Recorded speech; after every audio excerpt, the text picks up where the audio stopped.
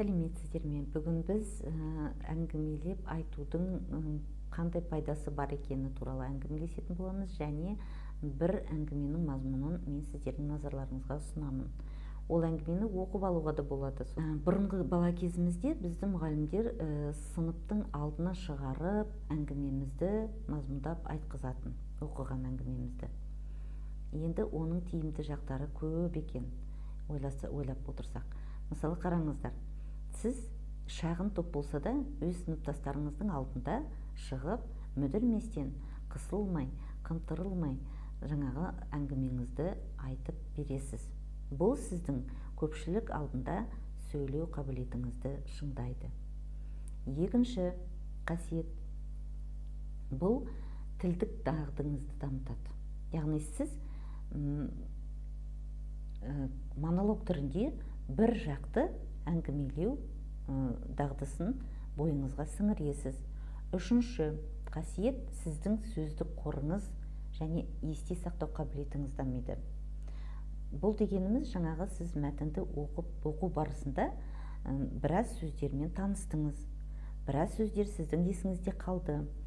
Сіз әңгімелеу барысында сол сөздерді пайдаланасыз, қолданасыз. Яғни ол сөздер сіздің есіңізде қалды деген сөз. Сіз оны жадыңызға сақтап алдыңыз, және екінші, оны сіз сөздік қорыңызды да қолданасыз. Ертең сөйлеген кезде осы сөздер міндетті түрде бірде болмасын бірде шығады.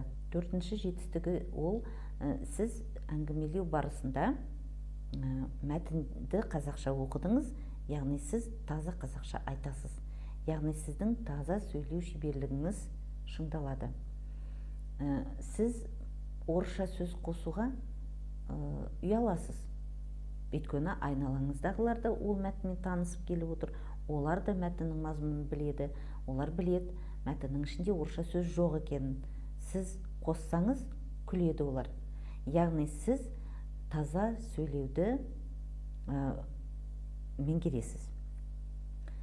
Бесінші қасиет, ол сіз өзіңізді әңгімелеу барысында бақылауды үйренесіз. Сіз өзіңіздің таза сөйлеуіңізді бақылайсыз. Сіз жаңағы мәтінді рет-ретімен, басынан аяғына бірақ шықпайсыз ғой. Рет-ретімен, сюжет бойынша әңгімелеуді үйренесіз. Сіз жаңағы тоқтап қалмайын, мүдірмейін, шатасып кетпейін деген сияқты, жаңа мәтіндегі сөздерді қолданайын деген сияқты өзіңізді бақылап тұрасыз. Міне, осы 5 қасиетті меңгерген адам көпшілік алдында болашақта қысылмай, таза, әдемі сөйлеуге дағдыланады. Енді мен сіздердің назарларыңызға алмаз деген әңгімені ұсынғым келіп отыр. Бір шаруа өзінің егістігінде жұмыс істеп жүріп, бір тастау болады. Әлгі тас жалт-жұлт етіп, жаңа күнмен шағылысып, көзді тартады. Сонымен әлгі тас әдемі екен деп шаруа үйіне алып келеді, балаларым ойнасын деп. Содан балаларын әкеп береді, балалар біраз ойнайды да, баланың аты Бала, ол тасты терезенің үстіне қалдыра салады да, ол тастың бар екенін де ұмытып кетеді.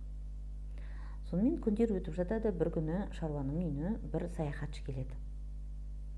Ол кешкі астан кейін олар екеуі әңгімелесіп отырады. Сол кезде әлгі саяхатшы өте білімді, сондай көрген жерлері көп жерлерде болған, әңгімесі керемет, тіпті аспандағы жұлдыздар туралы біледі екен, сол туралы әңгімелеп отырады.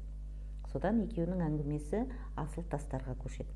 Әңгіме барысында әлгі кісі айтады: мен алмазды оңай жолмен шығаратын өзеннің жағалауын білемін деп айтып отырып, жаңағы шаруаға айтады: сен мына жерде не қылып отырсың?